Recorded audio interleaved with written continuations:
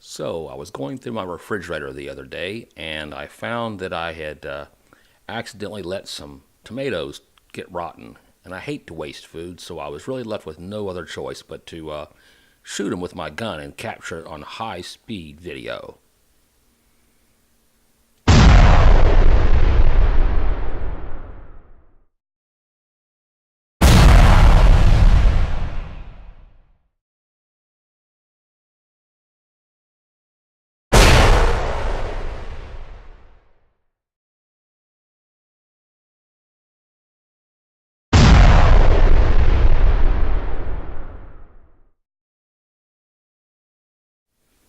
Let's watch that one more time.